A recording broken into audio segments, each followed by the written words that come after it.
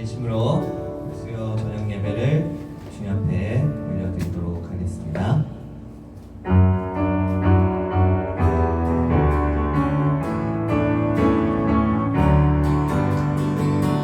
예수로 나의 구주 삼고 성령과 피로써 거듭나니 이 세상에서 내 영혼이 하늘의 영광. 한 번 더 예수로 나의 예수로 나의 구주 삼고 성령과 피로써 거듭나니 이 세상에서 내 영혼이 하늘의 영광 누리. 이것이 나의 간증요, 이것이 나의 간증이요, 이것이 나의 찬송일세. 나 사는 동안 끊임없이 구주를 찬송하리. 이제 온전히 주께, 온전히 주께 맡긴 내 영, 사랑의 음성을 듣는 중에 천사들 왕래 하는 것과 하늘의 영광 보리로다. 할렐루야. 이것이 나의 간증이요, 이것이 나의 찬송일세. 나 사는 동안 끊임없이 구주를 찬송하리로. 주 안의 기쁨, 주 안의 기쁨 누림으로 마음의 풍랑이 잔잔하니 세상과 나는 간 곳 없고 구속한 주만 보이도다. 이것이 나의 간증이요, 이것이 나의 찬송일세. 나 사는 동안 끊임없이 구주를 찬송. 이것이 나의 간증이요, 이것이 나의 간증이요, 이것이 나의 찬송일세. 나 사는 동안 끊임없이 구주를 찬송. 마지막으로 이것이 나의 간증이요, 이것이 나의 간증이요, 이것이 나의 찬송일세. 나 사는 동안 끊임없이 구주를 찬송하리로다.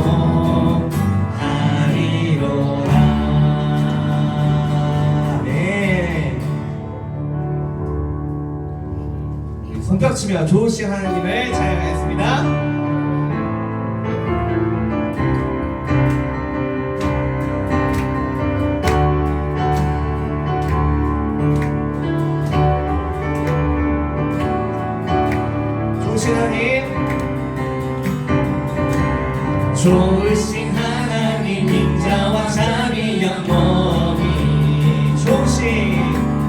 좋으신 하나님 인자와 자비 영원 한 번 더 좋으신 하나님 인자와 자비 영원히 좋으신 하나님 인자와 자비 영원히 각나라 족속과 백성 많아 세상 모든 세대 영원토록 주 경배 할렐루야 할렐루야 할렐루야 주 경배 주 하나님 주 경배 주 경배 할렐루야 할렐루야 주 경배 주 하나님 한 번 더 좋으신 하나님 좋으신 하나님 인자와 자비 영원히 좋으신 하나님 인자와 자비 영원히 한 번 더 좋으신 하나님 인자와 자비 영원히 좋으신 하나님 인자와 자비 영원 각나라 족속과 백성 많아 세상 모든 세대 영원토록 주 경배 할렐루야 할렐루야 주 경배 주 하나님 주 경배 주 경배 할렐루야 할렐루야 할렐루야 주 경배 주 하나님 한 번 더 주 경배 주 경배 할렐루야 할렐루야 할렐루야 주 경배 주 하나님 주 경배 주 경배 할렐루야 할렐루야 주 경배 주 하나님 한 번 더 드릴까요? 좋으신 하나님 좋으신 하나님 인자와 자비 영원히 좋으신 하나님 인자와 자비 영원히 각나라 족속과 백성 많아 세상 모든 세대 영원토록 주 경배 할렐루야 할렐루야 할렐루야 주 경배 주 하나님 주 경배해 주 경배 할렐루야 할렐루야 주 경배 주 하나님 주 경배 주 경배 할렐루야 할렐루야 할렐루야 주 경배 주 하나님 주 경배 주 경배 할렐루야 할렐루야 주 경배 주 하나님 You are good You are good 네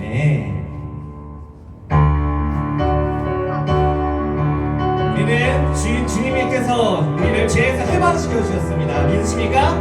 그로 인해서 우리는 죄에서 자유합니다. 아멘. 내가 주 찬송하리 높고 영화로우신 주 날과 적군을 이겼네 능치 못함 없으신 나를 구원하신 주 그는 나의 하나님 기뻐하며 자유를 선포해 승리하신 주님께 외치세 한 번 더 기뻐하며 자유를 선포해 승리하신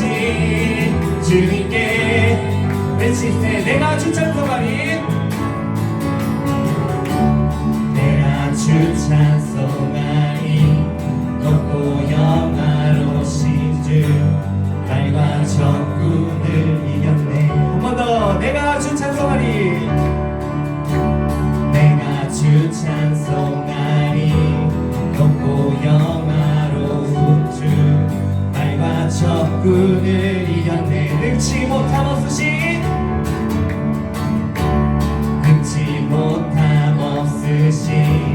나를 구원하신 주 그는 나의 하나님. 기뻐하며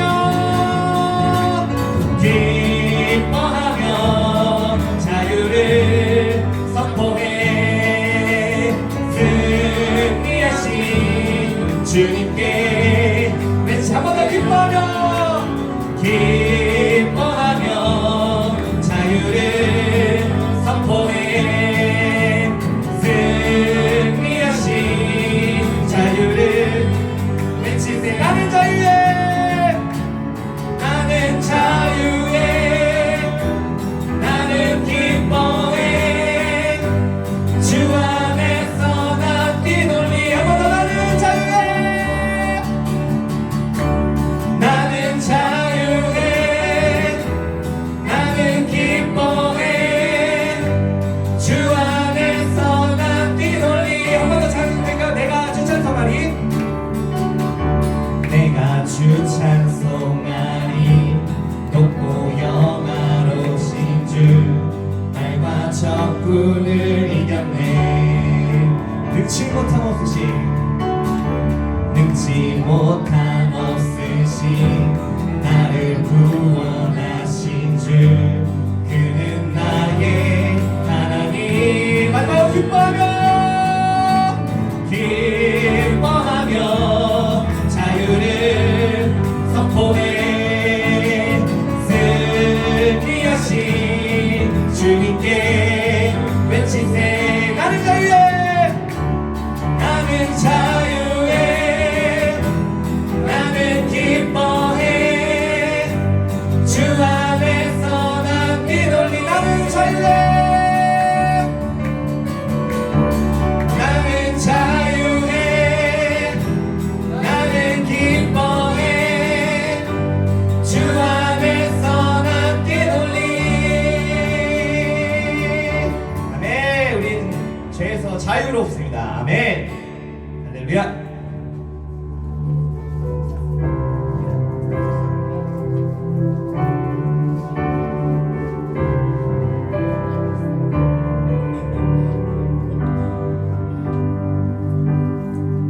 세상 모든 민족이 구원을 얻기까지 쉬지 않으시는 하나님. 주의 심장 가지고 우리 이제 일어나 주 따르게 하소서. 세상 모든 육체가 주의 영광 보도록 우릴 부르시는 하나님. 주의 손과 발 되어 세상을 치유하며 주 섬기게 하소서. 우리 바다 덮음같이 물이 바다 덮음같이 여호와의 영광을 인정하는 것이 온 세상 가득하리라. 물이 바다 덮음같이 물이 바다 덮음같이 물이 바다 덮음같이. 한번 더 드리겠습니다. 세상 모든 민족이 구원을 얻기까지 쉬지 않으시는 하나님. 주의 심장 가지고 이제 일어나 주 따르게 하소서. 세상 모든 육체가 주의 영광 보도록 우릴 부르시는 하나님,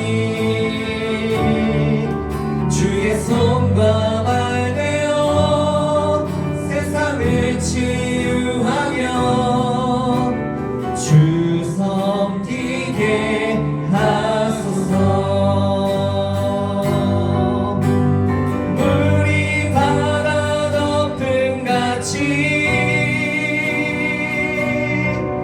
여호와의 영광을 인정하는 것이 온 세상 가득하리라. 물이 바다 덮음같이, 물이 바다 덮음같이, 물이 바다 덮음같이 보리라.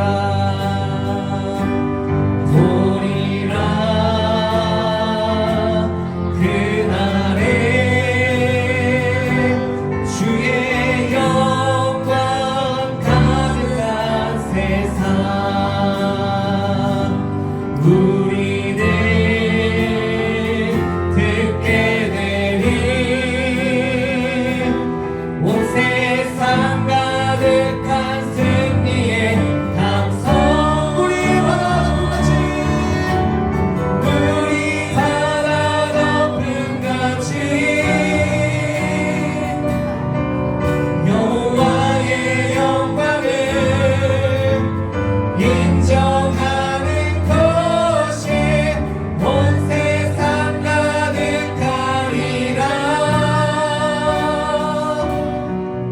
물이 바다 덮음같이, 물이 바다 덮음같이, 물이 바다 덮음같이.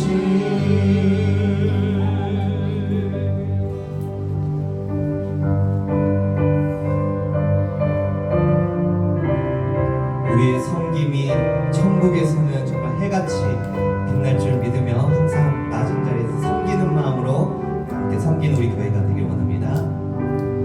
당신의 그 섬김이 천국에서 해같이 빛나리. 당신의 그 겸손이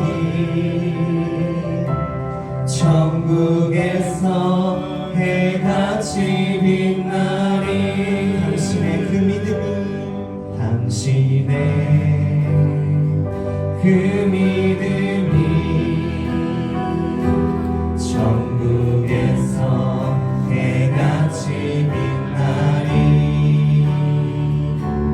당신의 그 충성이 천국에서 해같이 빛나리. 주님이 기억하시며 족하리. 예수님 사랑으로 가득한 곳에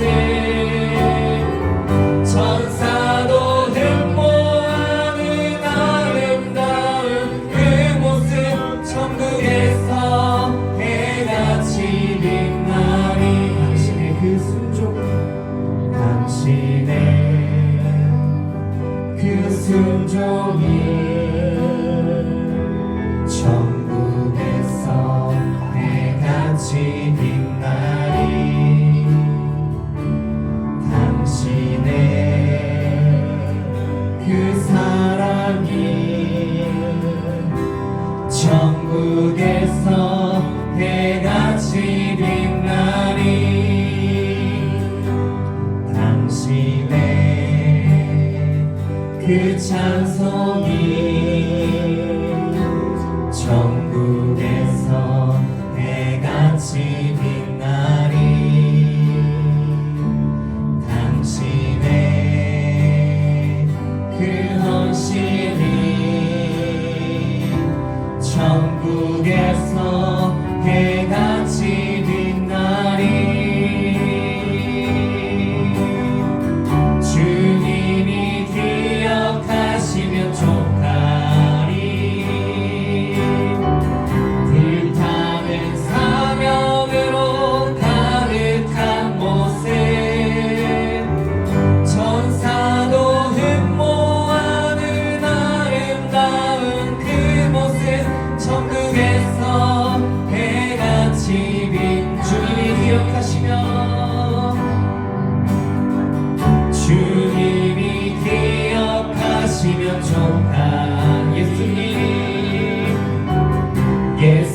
주님 사랑으로 가득 찬 모 천사도 흠모하는 아름다운 그곳에 천국에서 해같이 빛나리. 우리 마지막 찬양 드리시고 함께 예배로 나가겠습니다.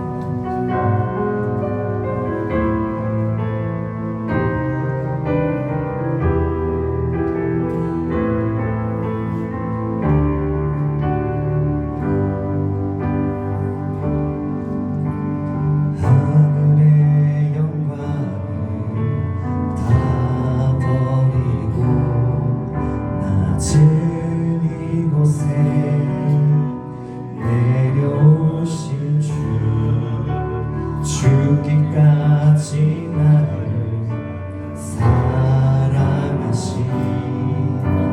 그 사랑 얼마나 큰지 우리가 높아지며 그가 낮추시리. 우리가 낮아지며 그가 높이시리. 하나님이 원하시는 세상으로 나 자신을 낮추는 섬김으로 내 발을 닦아주사 먼저 섬기시고 서로 사랑하라고 말씀하시었네. 하나님이 원하시는 세상으로 나 자신을 드리는 섬김의 모습이. 우리 가사를 생각하시며 다시 한번 찬양 드리겠습니다. 하늘의 영광을 다 버리고 낮은 이곳에 내려오신 주 죽기까지 나를 사랑하신 그 사랑 얼마나 큰지 우리가 높아지며 그가 낮추시리. 우리가 낮아지며 그가 높이시리. 하나님이 원하시는 세상으로 나 자신을 낮추는 섬김으로 내 발을 닦아주사 먼저 섬기시고 서로 사랑하라고 말씀하시었네. 하나님이 원하시는 세상으로 나 자신을 드리는 섬김의 모습이. 함께 이런 섬김의 자세로 우리 함께 섬기겠다는 마음으로 함께 기도하며 나가겠습니다.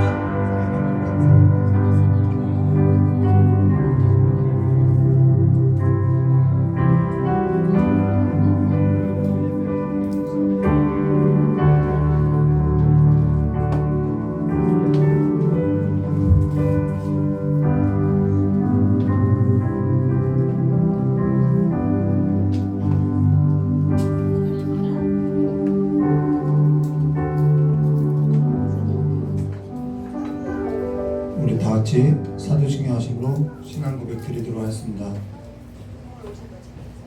전능하사 천지를 만드신 하나님 아버지를 내가 믿사오며 그 외아들 우리 주 예수 그리스도를 믿사오니 이는 성령으로 잉태하사 동정녀와 마리에 생하시고 본디오 빌라도에게 고난을 받으사 십자가에 못 박혀 주시고 장사한 지 사흘 만에 죽은 자 가운데서 다시 살아나시며 하늘에 오르사 전능하신 하나님 우편 앉아 계시다가 저리로서 산자와 중자를 심판하려 오시리라. 성령을 믿사오며 거룩한 공예와 성과 서로 통하는 것과 죄를 사하시는 것과 몸이 다해 사는 것과 영원히 사는 것을 믿사옵나이다. 아멘. 우리 찬송가 511장 다 같이 부르도록 하겠습니다.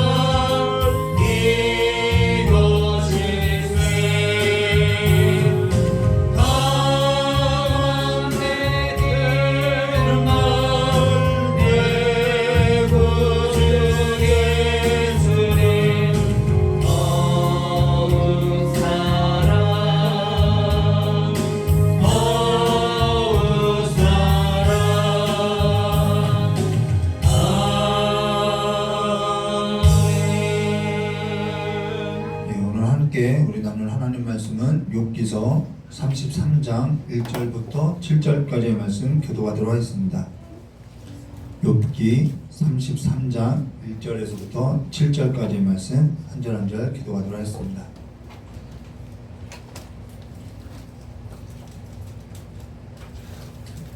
욥기 33장 1절에서부터 7절입니다.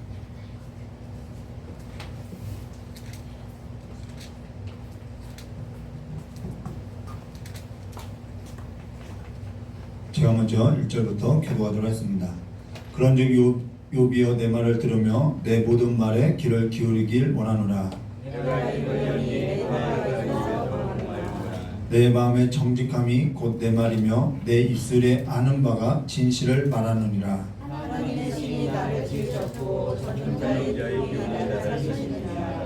그대가 할 수 있거든 일어서서 내게 답하고 내 앞에 진술하라.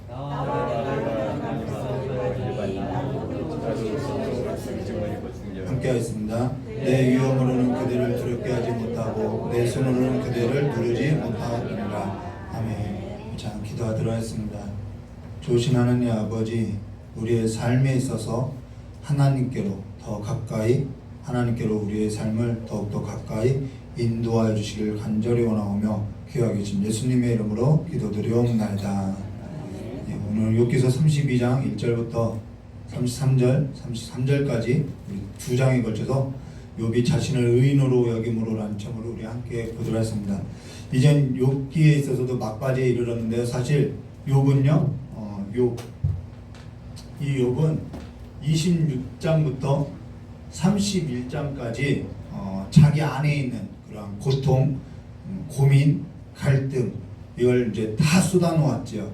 그리고 사실 욥은 우리가 앞서도 보았던 것처럼 이는 잘못한 것이 없어요. 잘못이 없죠. 잘못이 없어요. 그래서 욥기서 31장 우리가 지난 시간에 보았던 것처럼 31장 9절부터 15절까지 말씀 보시면은 만일 내 마음의 여인에게 유혹되어 이웃의 문을 엿보아 문에서 숨어 기다렸다면 내 아내가 타인의 맷돌을 돌리며 타인과 더불어 동침하기 바라노라.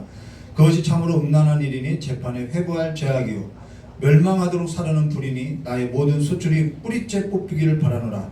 만일 남종이나 여종이나 나와 더불어 쟁론할 때 내가 그의 권리를 저버렸다면 하나님이 일어나실 때에 내가 어떻게 하겠느냐? 하나님이 심판하실 때에 내가 무엇이라 대답하겠느냐? 나를 태 속에서 만드신 이가 그도 만들지 아니하. 다른 사람도 하나님이 만드셨다는 거죠. 우리를 뱃속에서 지으신 이가 한 분이 아니냐라고 이렇게 할 만할 만큼 사실 요건 어디에도 흠도 없고요. 어디에도 뭐 점 하나 찾아볼 수 없을 만큼 흠도 없어요. 부정한 것이 없어요. 찾을래야 찾을 수 없어요. 그리고 그는 남의 눈에 또 남의 발이 되어주기도 했고 남의 눈이 되어줬다고도 하죠. 이러한 삶이 어딨냐는 것이죠. 그로 인해서 욥은 어찌하여 그러한지 하나님께 나는 왜 내게 이러한 삶이 찾아왔는지 하나님께 나는 답을 얻고 싶다라는 거예요. 근데 이것도 욥의 이해 범주 안에 하나님을 두고 있기 때문에 이러한 생각을 하는 것이죠. 여기 있어서 하나님 외에는 내 이해 범주 바깥에 있는 그 하나님 외에는 답을 얻을 수 없기 때문에 난 하나님을 찾는다라는 거예요. 그렇다면 욥도 새 친구와 같이 자기 이해 범주 안에 하나님을 가두어 놓았지만은 나는 이제는 그 하나님을 찾을 수 없다라는 거예요. 이해 바깥에, 자기 이해 범주 안에 바깥에 있다는 것이죠. 그러니까 자기 이해 범주 바깥에 있는 그 하나님께 답을 얻고자 나는 하나님을 매달린다라는 거예요. 그렇게 해서 하나님 앞에 나가고 있죠. 그러나 여기에 있어서 새 친구, 욥의 이제 새 친구들은 어떻게 했냐면은 인과응보지요. 옳고 그름 여기에 있죠. 옳음과 그름, 질서와 규칙, 도덕과 윤리, 그리고 자기의 경험, 전통을 가지고 욥이 뭔가 잘못했으니까 하나님이 이렇게 한 거 아니냐. 욥이 잘못하지도 않은 걸 가지고 하나님이 이렇게 하겠느냐. 하나님은 불의하지 않다는 거예요. 하나님이 불의한가요? 불의하지 않죠. 이건 맞는 말이에요. 그러니까 욥이 뭔가 잘못한 것이 있으니까 형벌을 받는 것이고, 나라면은 하나님 앞에 용서를 구하고 회개하겠다. 그래서 나는 이 무거운 고통에서부터 벗어나겠다. 이게 욥의 새 친구라는 거예요. 그러나 욥은 하나님께서 작정하신 일이 있을 것이다. 그러고 지금 욥은 하나님께 자신을 변론하고 있죠. 하나님 외에는 이것에 대해서 답을 할 수밖에 없다라는 것이죠.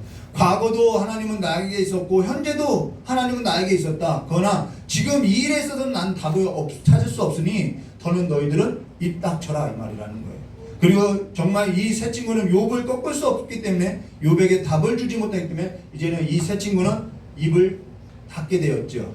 자, 그러면 여기에 있어서 하나님께서 답하실 때가 됐잖아요. 욥이 이제 자기의 안에 있는 모든 것을 정말 간절하게 다 쏟아놓았다면은 거기에 있어서 하나님이 답하실 때가 됐는데 답을 안 해요.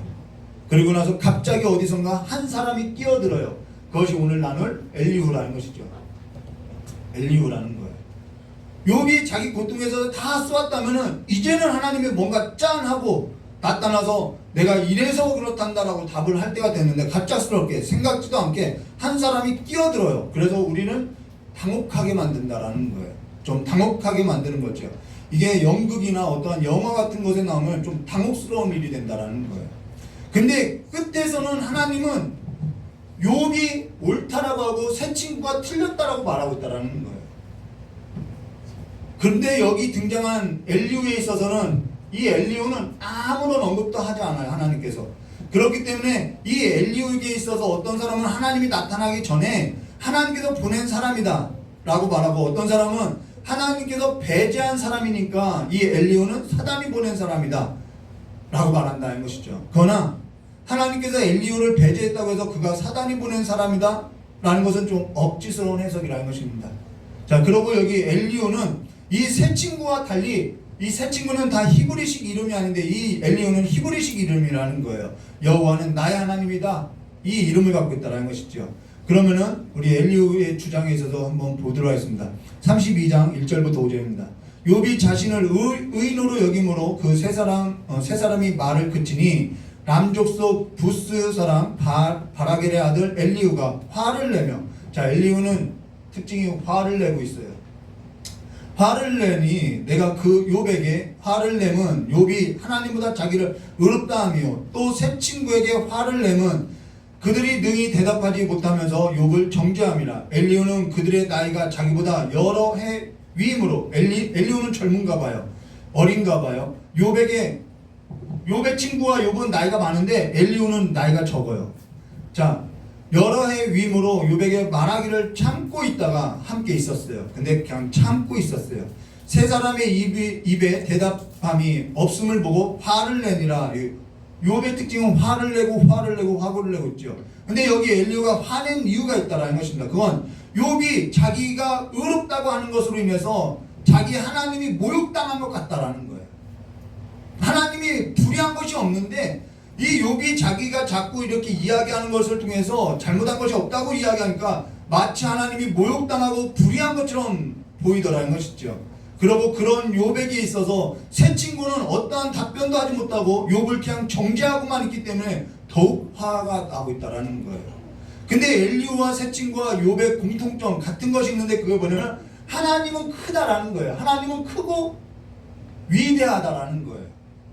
하나님은 거짓이 없고 아주 옳으신 하나님이라는 것이죠. 이것은 다 같아요. 그러나 여기 엘리후가 새 친구와 욥과 다른 한 가지가 있는데 지금 엘리후가 화난 건 자기가 알고 있는 하나님에 대해서 모욕하고 있다라는 거예요. 이런 의문이 있다라는 것이죠.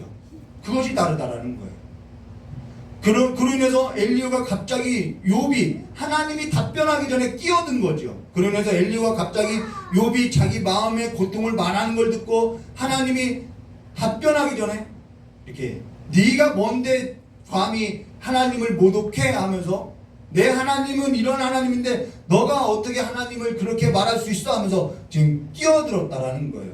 그리고 욥 친구들이 그러한 욥을 꾸짖지 못하는 것에 있어서 지금 화를 내고 있다는 것이죠. 그 이야기라는 거예요. 그러면서 6절과 10절 부스 사람 바라겔의 아들 엘리후가 대답하여 이르되 나는 연소하고 당신들은 연로함으로 뒷전에서 나의 의견을 감히 내놓지 못하느라. 좀 겸손한 것 같아요. 내가 말하기를 나이가 많은 자가 말할 것이요 연륜이 많은 자가 지혜를 가르칠 것이며 가르칠 것이라 하느라. 이게 그냥 통용되는 그냥 우리 사회적 통념인 거죠. 어른들이 어린아이들에게 가르치는 것이요. 그러나 사람 속에 영이 있고 적는 자의 숨결이 사람에게 깨달음을 주시나니 어른이라고 지혜롭고 노인이라고 정의를 깨닫는 것이 아니니라. 그러므로 내가 말하노니 내 말을 들으라. 나도 내 의견을 말하라.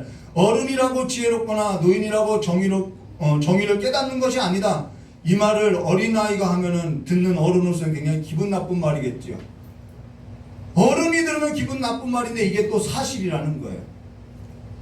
엘리후가 접근하는 것이 뭐냐면 옳고 그름, 질서와 규칙, 도덕과 윤리, 경험과 지식이 아니라 하나님의 영, 진리가 있어야 한다는 거예요. 하나님께서 깨닫게 해주신 진리가 있어야 한다는 거예요. 그것이 다르죠. 접근하는 것이 다르다는 거예요. 사람 속에 영이 있고 적는 자의 숨결이 우리를 깨닫게 한다는 것입니다. 물론 이렇게 엘리후처럼 말을 하면은 듣는 사람은 기분 나쁠 수 있어요. 그러나 우리가 그 일에서도 좀 귀담아 들어야 한다는 것이죠.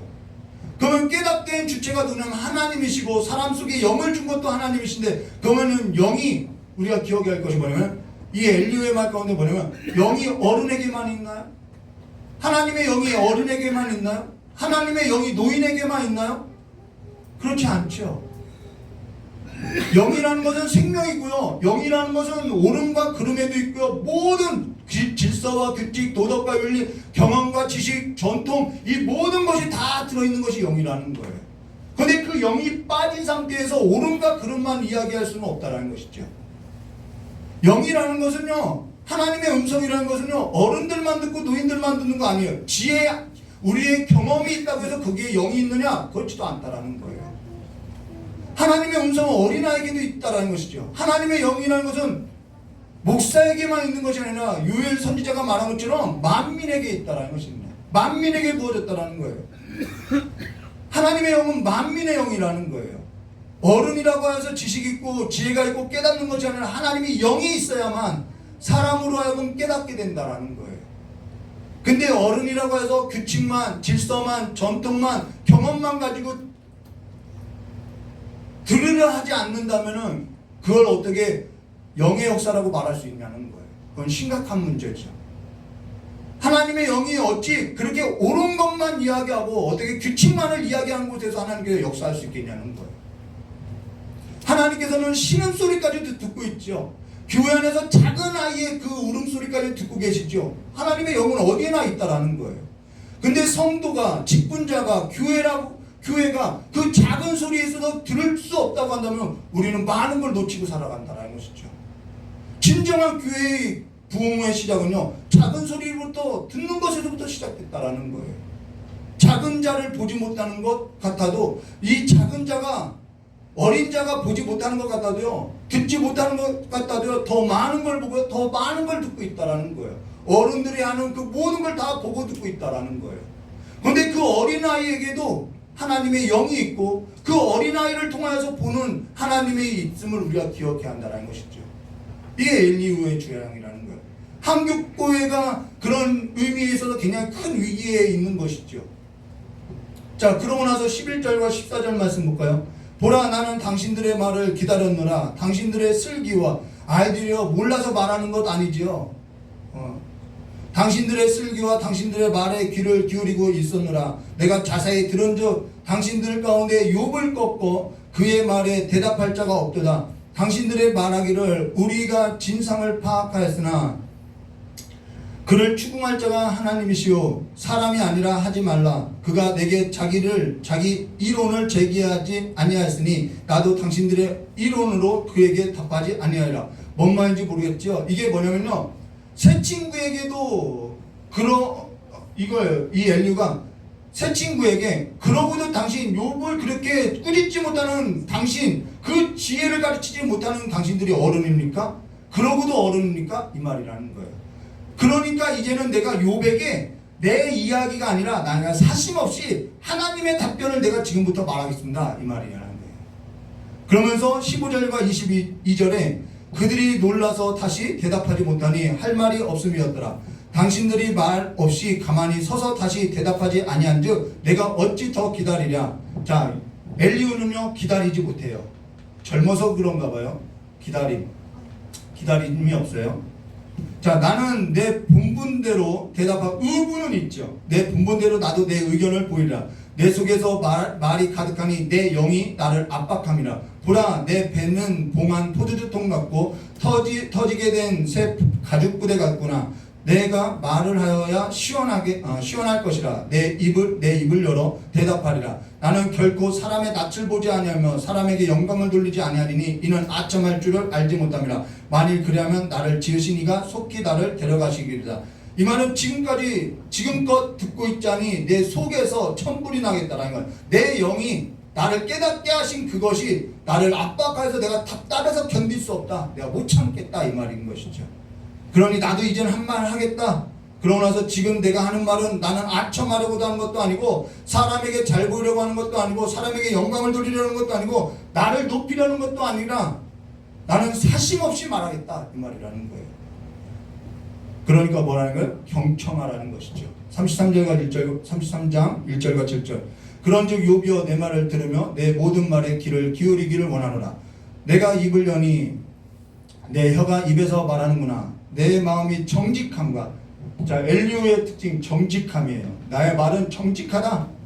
이들의 말은 옳고 그름이죠. 규칙이죠. 자기 이해의 범주죠. 이것이 달라요. 이 엘리후는 정직함과, 자, 33장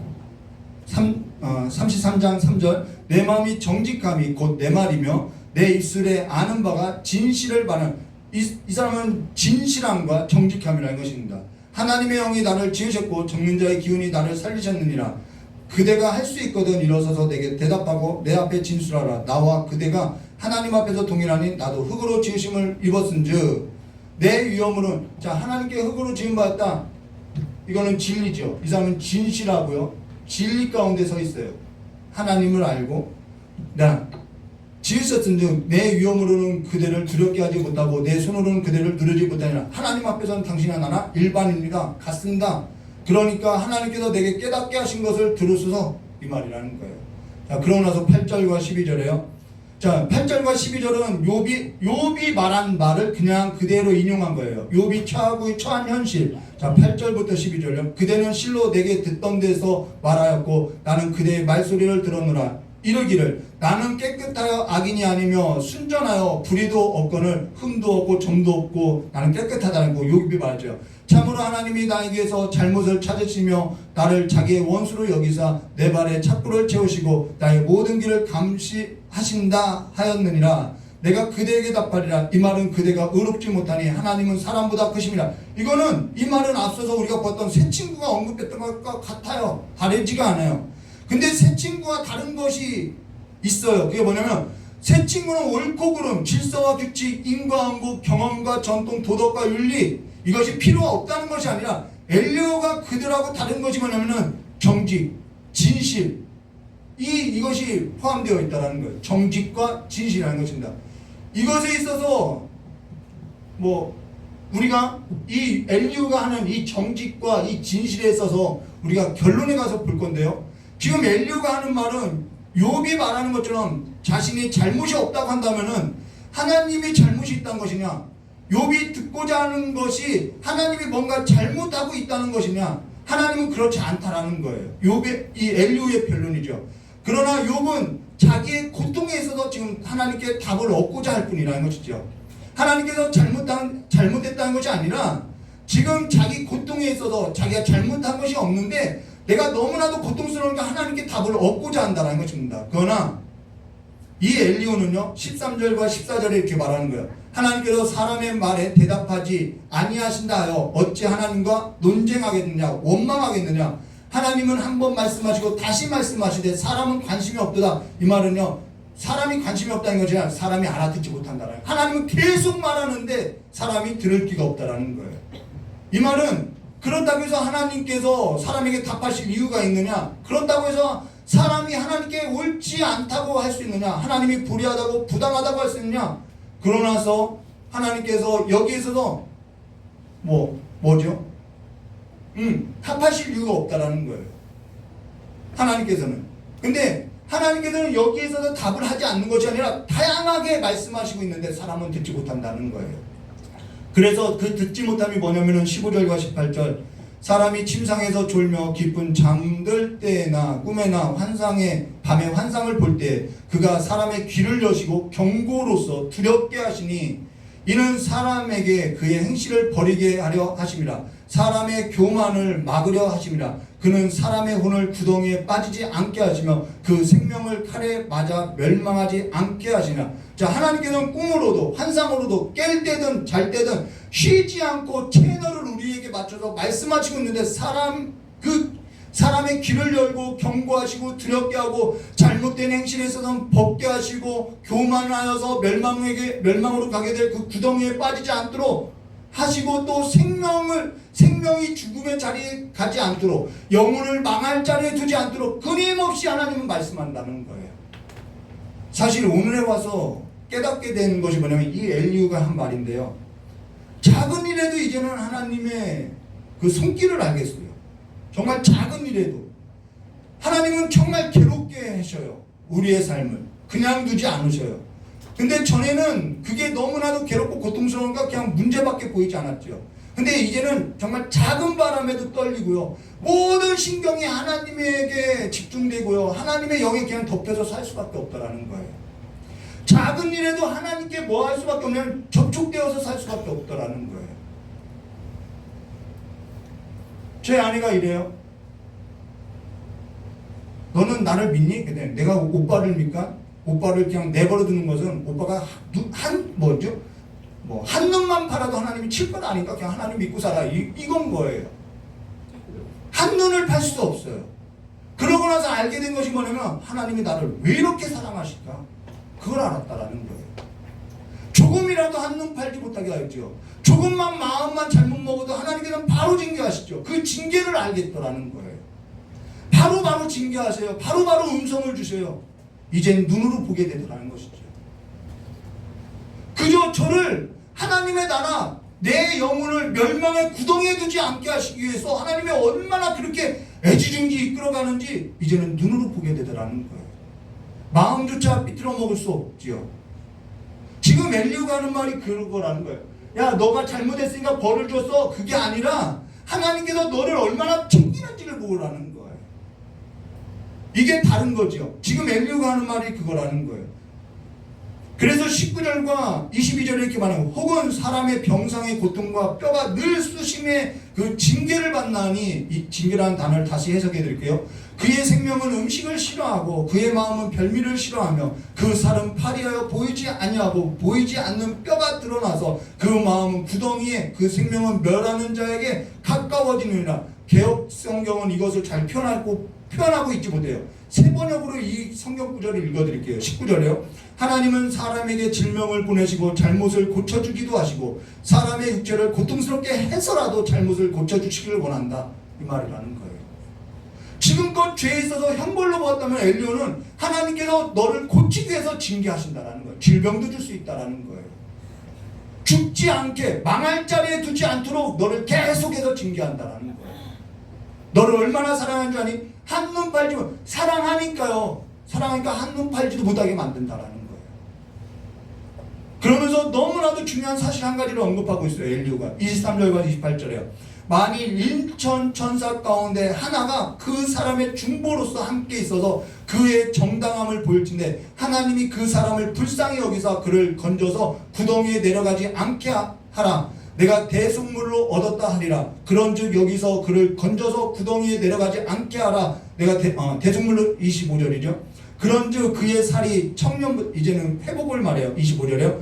그런즉 그의 살이 청년보다 부드러워지고 젊음이 회복하리라. 그는 하나님께 기도함으로 하나님이 은혜를 베푸사 그로 말미암아 기뻐 외치며 하나님의 얼굴을 보게 하시고 사람에게 그의 공의를 회복시키니라. 그가 사람 앞에서 노래하여 이르기를 내가 범죄하여 옳은 것을 그쳤으나 내게 무익하였구나. 하나님이 내 영혼을 건지사 구덩이에 내려가지 않게 하셨느니 내 생명이 빛을 보는구나. 보게 하신다라는 거예요.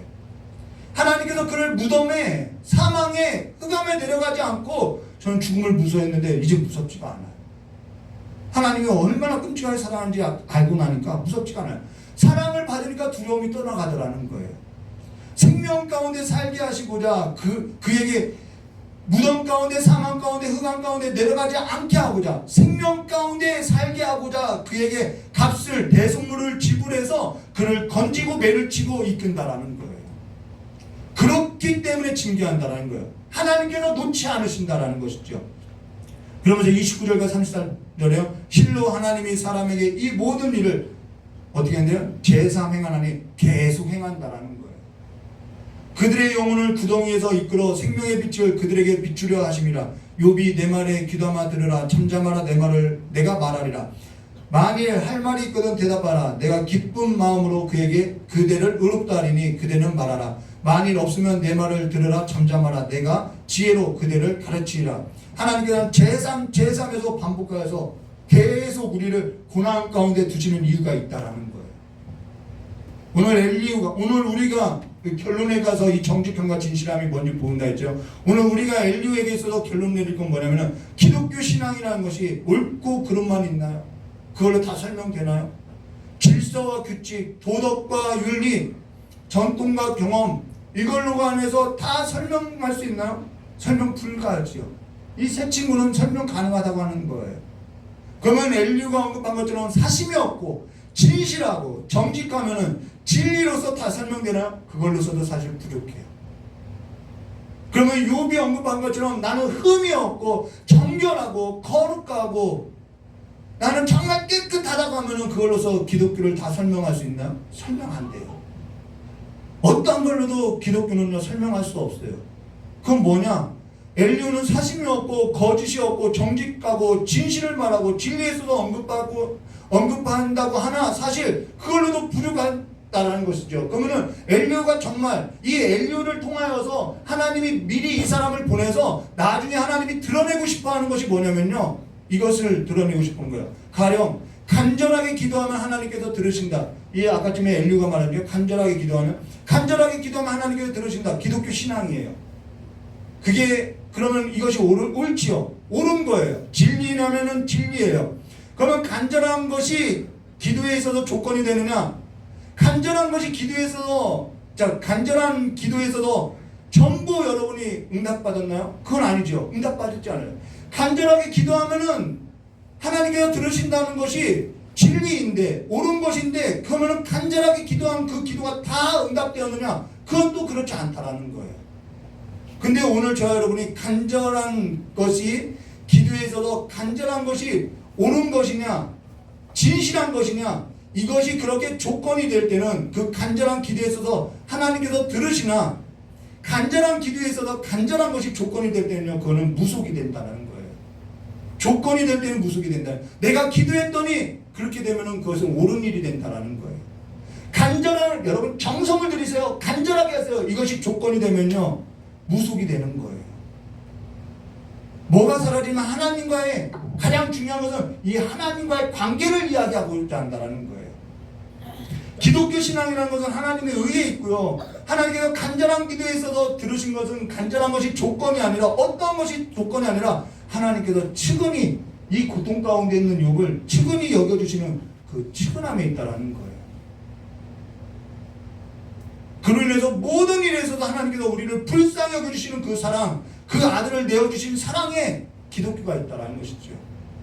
그로 인해서 값을 지불하시고 우리를 사랑하셨기 때문에 우리를 하나님께로 한눈 팔지 못하도록 하나님이 끔찍하게 우리를 얼마나 그 아들을 내어주시기까지 사랑하기 때문에 우리를요, 그냥 사망 가운데 두지 않고자 하나님은 끌고 간다라는 거예요. 고통 가운데에서도 흠이 있어도 정결하지 못해도 끔찍하게 사랑한 그 하나님의 사랑이 우리 가운데 있다는 것을 알게 한다는 것이죠. 그가 우리 하나님 자리까지, 하나님의 그 자리까지 끌고 간다는 거예요. 그로 인해서 견눈질도 하지 못하고요, 하나님은 우리에게 집착하고요, 넌 나만 바라봐, 이렇게 말하는 거죠. 안식일에 뭣도 하지 말고, 그게 정말 뭣도 하지 말라는 건가요? 안식일은 모든 것이 다 안식일이라는 거예요. 모든 날 다 하나님의 날이에요. 뭣도 하지 말라는 것은 너 나만 봐, 내가 그 자리까지 끌고 갈 거야, 이 말이지. 레위기서에 나온 그 모든 책이요, 다 감정의 언어예요. 제사의 이야기가 아니라 감정의 이야기예요. 너 영화관 가서 영화 봐, 내가 화면을 찢어버릴 거야, 이런 이야기를 하는 거예요. 하나님은 얼마나 우리를 사랑하시는지, 내가 너와 함께한다. 하나님께서는 저와 여러분을 하나님께로 예수 안에 두기를 아예 작정했다라는 거예요. 세상이 아니라 예수 안에 두기를 아예 작정하셨다라는 거예요. 그리고 예수 안에 우리를 두시기 위해서 하나님께서는 저와 여러분 안에 하나님의 영, 그 하나님께서 우리 안에 피조물인 세계 가운데 들어와 버렸다라는 거예요. 근데 엘리후에게 있어서 부족한 것이 있다면 뭐냐면은 진리에 있어서 깨달았어요. 진실하고요. 이 사심도 없어요. 정직해요. 근데 성급해요. 기다릴 줄 몰라요. 그래서 하나님이 나타나려고 했는데 끼어들었어요. 그렇죠? 그리고 또 하나는 이 뜻을 다 알고 있지만은 욥의 고통의 자리까지는 가진 않아요. 우리 안에 고통 당하는 자가 있고 우리 안에 고통 가운데 있는 자를 하나님께서 계속 끝까지 두시는 이유가 있죠. 우리 안에 신앙에 있어서 깨닫지 못하는 어린아이와 같은 자를 계속 두게 하시는 있죠. 그것도 하나님의 음성이라는 거예요. 교회 가운데 고통하는 자를 계속 두게 하신 이유가 있어요. 그를 끝까지 품는 것이 또 하나님의 사랑이라는 것이죠.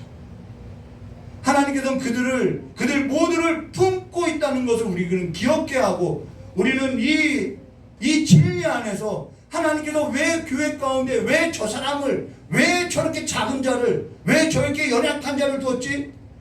여기에서도 우리가 그 하나님의 뜻이 뭔지 묵상되어져야 한다는 것이죠. 하나님은 나중에 결론을 내죠. 욥이 옳대요. 그리고 얘 새 친구는 옳지 않고 지금 엘리후는 아무 말 없어요. 이 욥은 옳고 욥의 새 친구가 옳지 않다는 표현은 무슨 얘기냐면요, 이렇게 하나님 판결 내렸어요. 그러면 욥이 한 것이 뭐냐? 엘리후가 말한 대로 이 욥은 진리에서도 깨달지도 못했어요. 답을 얻지도 못했어요. 엘리후가 말한 것처럼 이 욥은 그냥 원망밖에 한 것 없어요. 그런데도 하나님이 이 욥이 옳다고 이야기하는 거예요. 하나님은 정말 점도 없고 흠이 없어서 옳다고 하는 것이 아니라 그냥 옳다고 하는 거예요. 오늘 교회 안에서 고통당한 자 있죠. 가난한 자 있죠. 연약한 자 있죠. 그 그들이 하는 말이 그냥 옳은 거예요. 하나님의 국률이 뭔지 오늘 교회 안에서 우리는 배워가야 한다는 것이죠. 하나님께서 그 아들을 우리에게 보내신 그 사랑이 뭔지, 그 국률이 뭔지, 엘리야는 그 진리에 있어서는 알았지만 그 고통 가운데 들어가지 않아요. 너희는 가서 내가 국률을 원하고 제사를 원치 아니하노라 하신 뜻이 무엇인지 배우라. 내가 의인을 부르러 온 것이 아니요 죄인을 부르러 왔노라 하시니라. 우리는 교회 안에서 이 하나님의 국률이 뭔지 그것을 배워가야 한다는 것입니다. 그것이 이 교회 안에 하나님의 국률이 넘치시기를, 진리 가운데서 행하는 삶이 넘치시기를 다 같이 기도하도록 하겠습니다. 성령으로 충만하시길 바랍니다. 다 같이 기도하도록 하겠습니다. 좋으신 하나님 아버지, 성령 하나님께서 우리의 삶을 깨우쳐 주셔서 이 교회 가운데 하나님께서 여러 모양으로 두신 하나님의 의중이 뭔지, 하나님의 뜻이 뭔지, 우리가 진리만을 알고 살아가는 것이 아니라 우리가 그 하나님의 깊은 뜻이 무엇인지 깨달아 알아가는 삶으로서 우리 또한 하나님께서 우리를 품으신 그 사랑 가운데 우리 또한 품고 살아가는 삶으로서 나아갈 수 있도록, 하나님께 더 가까이 나아가는 삶이 될 수 있도록 주여 함께해 주시길 간절히 원하오며 기도하신 예수님의 이름으로 기도드리옵나이다. 우리 찬송가 364장 부르고 기도하고 주기도문으로 예배를 마치겠습니다.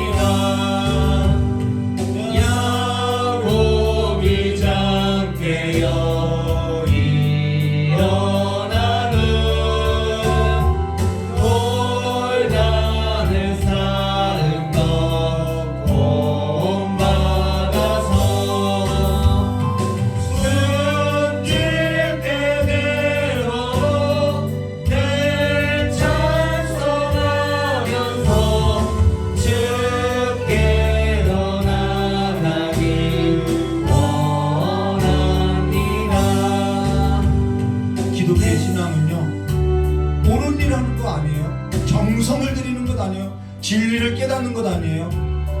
기독교 신앙은요, 예수 안으로 들어가는 거예요. 예수 안으로 들어가는 거예요. 관계를 맺는 거예요. 오늘 그 관계 안으로 나를 이끄시는 그 삶의 눈이 열어지게 해달라고 그 시간 다 같이 주여 삼창하고 기도하도록 하겠습니다. 주여!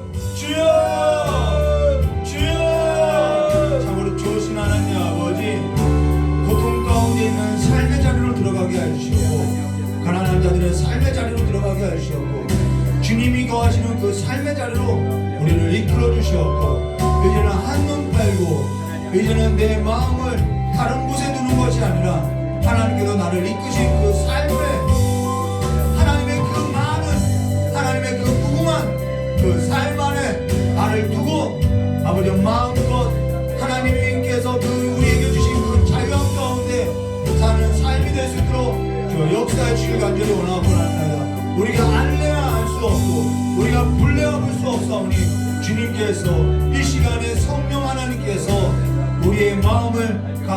감동시켜서 하나님을 알게 하시옵고 하나님의 뜻 안에 거하게 하시옵고 하나님의 나라 가운데 예수 그리스도 안에 하나님께서 행하신 그 많은 일들 가운데 삶을 살아갈 수 있도록 저 복을 내려주시길 간절히 원하고 합니다. 오늘 한 날도 주님 안에서 내가 행하는 그 모든 일 가운데 하나님의 영으로서 하나님의 함께 하심으로써 살아가는 삶이 될 수 있도록 복을 내려주시길 간절히 원하오며 모든 일에 하나님의 함께하는 삶으로서 삶을 나눌 수 있도록 복을 내려주시길 간절히 원하오며 귀하신 예수님의 이름으로 기도드리옵나이다. 우리 주님 가르쳐 주신 기도로서 수혜가 같이 들었습니다. 하늘에 계신 우리 아버지여 이름이 거룩히 여김을 받으시며 나라의 마옵시며 뜻이 안에서 이루어진 것 같이 땅에서도 이루어지리라.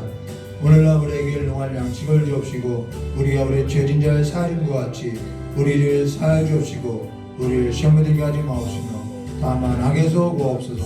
대개 나라와 건설망의 아버지께 영원히 싸움나이다. 아멘.